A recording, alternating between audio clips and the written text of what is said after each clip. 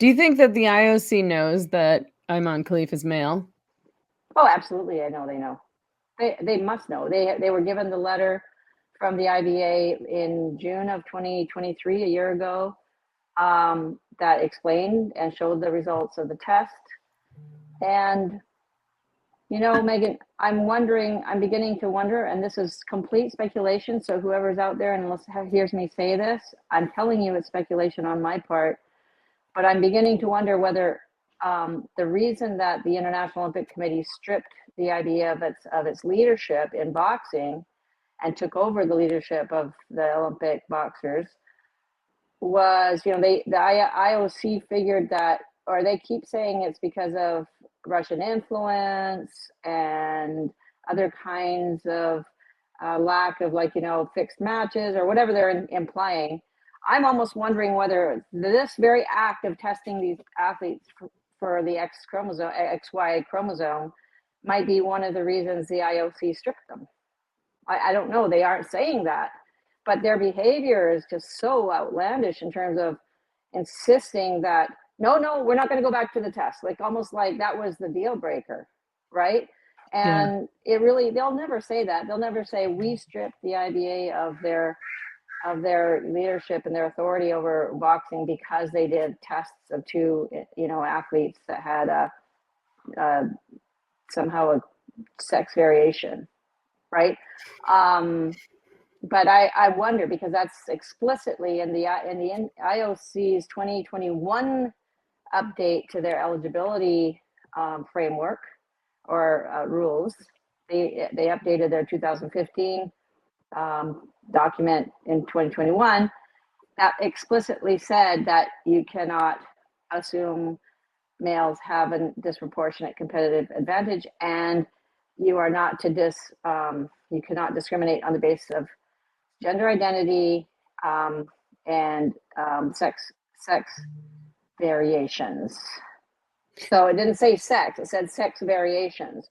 And so it's like, okay, so these guys are disqualified, and immediately the IBA gets taken over, and immediately these two people are reinstated. It's almost like the IOC went out of its way to disagree on that matter with the IBA which also violates the 2021 framework, which they admitted, or they had promised, the IOC promised that sports could make their own rules about eligibility. So now here the one sport did it, and now the IOC steps in and takes over. The IOC got rid of sex testing in 2000, I believe. Is that right? Yeah. Why did they do that? Because they said that it made females feel uncomfortable, and that women didn't want to do it anymore. This was just the cheek swab, like the putting of the Q-tip in the mouth, like we did during COVID. It's not invasive at all. No, and that's a lie, because they did a survey of thousands of female athletes at the Atlanta Olympic.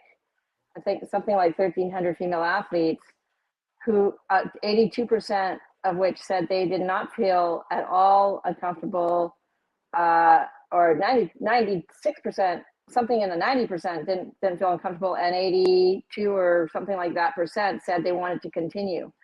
So for them to lie and say that they took it away because this was, somehow women didn't want this. No, women wanted it. But then this morning in the press conference, President Thomas Bach did admit that they did it because fundamentally it's a violation of human rights to test for sex, to verify for sex.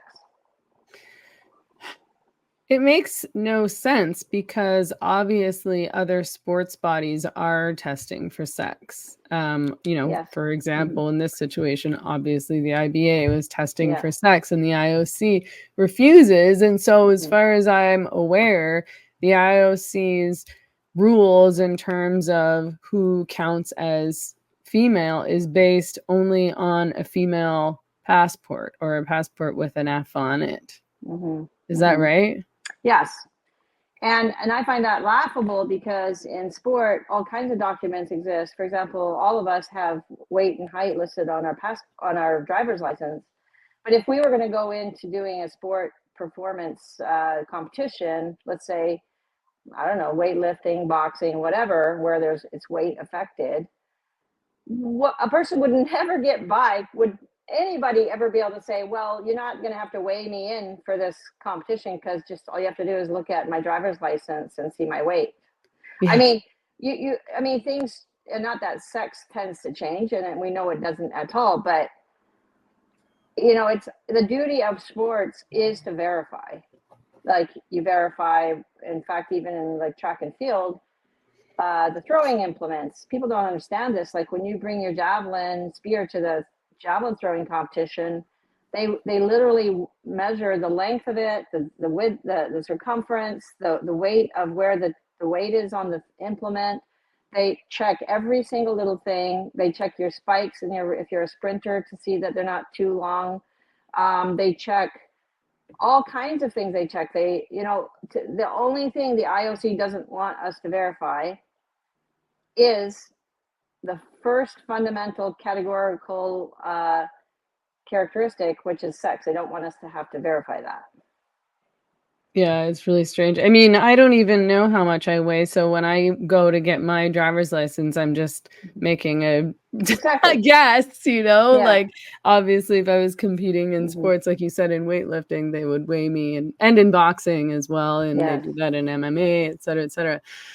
There was this, I mean, the quotes from the IOC are so revealing to me. The IOC spokesman, Mark Adams, said, these women were born as girls. They were registered as female. They have female passports. They've competed over the past 6 or 7 years in senior competitions. They've won bouts and lost bouts as women.